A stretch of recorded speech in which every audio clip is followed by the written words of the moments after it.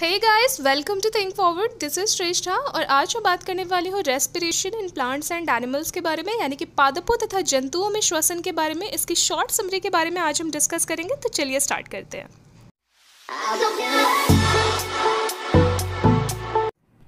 So guys, यहाँ पे हम सबसे पहले पादपों में श्वसन की बात करेंगे। तो प्लांट्स को भी ऑक्सीजन की ज़रूरत पड़ती है एज लाइक अस, लेकिन इनके पास कोई स्पेशलाइज्ड स्ट्रक्चर्स नहीं होते हैं। ठीक है, यहाँ पे इनके पास कोई स्पेसिफिक स्ट्रक्चर्स नहीं होंगे जैसे कि ह्यूमन बॉडी में होता है। एक्सटर्नल नेयर्स होते हैं, फैरिंग्स होता है, लारिंग्स होता है, ट्रैकिया, ब्रोंकाई, ब्रोंक्यूल्स, बहुत सारे स्ट्रक्चर्स होते हैं, एक्सेसरी रेस्पिरेटरी ऑर्गन्स होते हैं हमारे में रेस्पिरेशन के लिए। लेकिन इनके पास ऐसा कोई स्पेशलाइज्ड स्ट्रक्चर है नहीं। लेकिन इनके पास एक स्पेसिफिक स्ट्रक्चर होता है जैसे कि स्टोमेटा यानी कि रंध्र। तो रंध्र और लेंटिसेल्स ये दोनों गैसेस एक्सचेंज में एक्टिवली इन्वॉल्व होते हैं प्लांट्स के। तो यहाँ पे लीव्स पर हमें स्टोमेटा यानी कि स्टोमेटा टाइनी पोर्स होते हैं जो लीव्स पर प्रेजेंट होते हैं। अपर सरफेस पे थोड़ा कम देखने को मिलता है, लोअर सरफेस पे थोड़ा ज़्यादा देखने को मिलते हैं, क्योंकि इससे लॉस ऑफ वाटर होता है in the form of vapour. ठीक है, इन्हें एरियल पार्ट्स बोला जाता है। और लेंटिसेल्स मेनली गैसेस एक्सचेंज में इन्वॉल्व होते हैं। तो ये दोनों ही स्ट्रक्चर्स जो हैं वो किस चीज़ में यूज़ होते हैं? रेस्पिरेशन की प्रोसेस में यूज़ होते हैं। और क्या करते हैं प्लांट्स? इसमें ऑक्सीजन को इन्वायरमेंट से कैच करते हैं और बाहर क्या रिलीज़ करते हैं? Carbon dioxide. ठीक है, तो यहाँ पे अगर हम रेस्पिरेशन अगर प्लांट्स में देखें कैसे होता है, तो हमने बताया कि रेस्पिरेशन में क्या होता है, एक्सचेंज ऑफ गैसेस कहाँ पे हो रहा है? स्टोमेटा में हो रहा है, रंध्रों में हो रहा है। ठीक है, तो यहाँ पे ऑक्सीजन लेने के बाद बाहर क्या रिलीज होगा? Carbon dioxide. लेकिन यहाँ पे कोई स्पेशलाइज्ड स्ट्रक्चर्स है नहीं स्टोमेटा और लेंटिसेल्स के अलावा। तो यहाँ पे जो डिफ्यूजन के थ्रू यहाँ पे क्या हो जाएगा?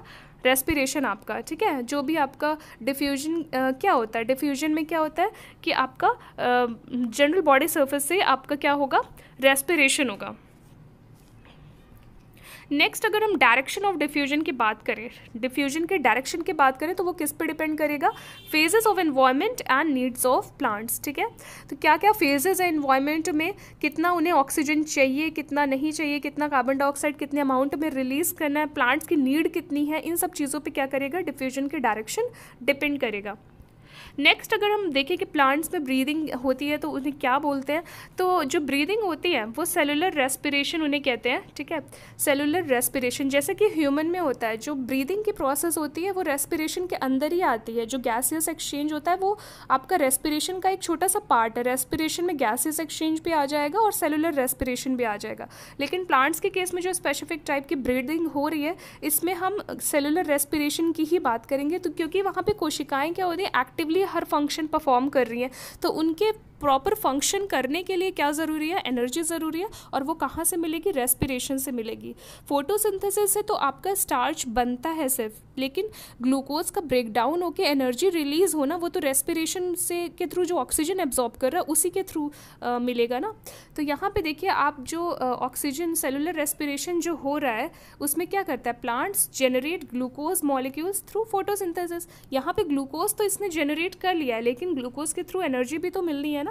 तो यहाँ पे क्या होगा? प्लांट्स के केस में क्या होता है कि लीव्स, स्टेम्स और रूट्स तीनों में अलग अलग रेस्पिरेशन होगा। यानी कि लीव्स में भी अलग गैसेस एक्सचेंज होगा, स्टेम में अलग होगा, रूट्स में अलग होगा, सेपरेटली होगा। ठीक है, तो यहाँ पे क्या होगा?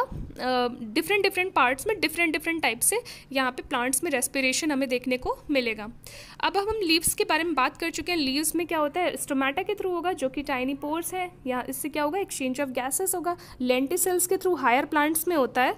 लोअर प्लांट्स में क्या होगा कि स्टोमेटा स्टेम पर भी मिलेंगे। ठीक है, तो ऑक्सीजन जो कंज्यूम हो रही है स्टोमेटा के थ्रू, इसका यूज़ कहाँ पे होगा? लीव्स में क्या करने के लिए?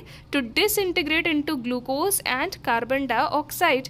ठीक है, तो ये ऑक्सीजन जो यूज्ड अप हो रही है, जो भी फोटोसिंथेसिस के थ्रू जो प्रोडक्ट बना है वो डिसइंटीग्रेट होगा किसमें? ग्लूकोज और कार्बन डाइऑक्साइड में। ठीक है, तो वो ऑक्सीजन कंज्यूम करने से ही होता है। नेक्स्ट, अगर हम लेंटिसेल्स की बात करें, ये जो आपको दरार के तरह का स्ट्रक्चर यहाँ पे दिख रहा है, ये एक्चुअल में लेंटिसेल्स होते हैं। ठीक है, ये आपके लेंटिसेल्स होते हैं जो गैसियस एक्सचेंज में आपके यूज़ होते हैं, जो कि हायर प्लांट्स में देखने को मिलते हैं। जैसा कि मैंने कहा लीव्स में अलग होता है, स्टेम में अलग होता है। तो लीव्स में और स्टेम में दोनों में ही स्टोमेटा हमें देखने को मिलते हैं, लेकिन हायर प्लांट्स में स्टेम में क्या होता है? लेंटिसेल्स देखने को मिलते हैं। बस यही है। लोअर में क्या होता है? लोअर अगर प्लांट है तो उसमें स्टेम में भी आपको क्या मिलेंगे? स्टोमेटा देखने को मिलेंगे, हायर में लेंटिसेल्स। नेक्स्ट अगर हम रूट्स में रेस्पिरेशन की बात करें तो रूट्स में क्या होता है कि वो सॉइल के अंदर मौजूद है, तो सॉइल में क्या होते हैं, एयर स्पेसेस होते हैं, यानी कि गैप्स होते हैं, यहीं से ये क्या कर लेगा, ऑक्सीजन को ग्रैब कर लेगी रूट्स, और इसी ऑक्सीजन का यूज़ क्या करेगी, एनर्जी को लिबरेट करने में करेगी, और इसी एनर्जी का यूज़ वो कहाँ पे करेगी, सॉल्ट्स और मिनरल्स के ट्रांसपोर्टेशन में ऊपर जाएगा ना, ठीक है। रूट्स का मेन फंक्शन क्या होता है, टू एब्जॉर्ब ट्रांसफर द क्या बोलते हैं आपका water and minerals to the tip of the plant, okay. तो यहाँ पे जो भी वाटर सॉल्ट्स और जो भी आपके मिनरल्स हैं उसका ट्रांसपोर्ट रूट कहाँ पे करेगी, टिप ऑफ द प्लांट पे यूज़ करेगी ट्रांसपोर्ट करने में। तो ये भी रूट्स में अलग टाइप से रेस्पिरेशन होगा। अब यहाँ पे अगर एनिमल्स के रेस्पिरेशन की बात करें तो यहाँ पे बहुत वाइड रेंज देखने को मिलती हैं, अलग अलग स्पीशीज़ में अलग अलग टाइप से रेस्पिरेशन होता है, अलग अलग टाइप के ऑर्गन्स इन्वॉल्व होते हैं। लेकिन अगर हम शॉर्ट समरी की बात करें तो यहाँ पे जो एक्वेटिक एनिमल्स होते हैं वो डिज़ोल्व्ड ऑक्सीजन यूज़ करते हैं, जो पानी में जो डिज़ोल्व्ड ऑक्सीजन मौजूद है उसी को ये क्या करेंगे, पानी को ही ये पी लेती हैं मछलियाँ। और क्या होता है, इस पानी को फोर्सिबली ये क्लोम्स की तरफ, यहाँ पे क्लोम्स होगा, क्लोम्स की तरफ ये ट्रांसफ़र करती हैं फोर्सफुली।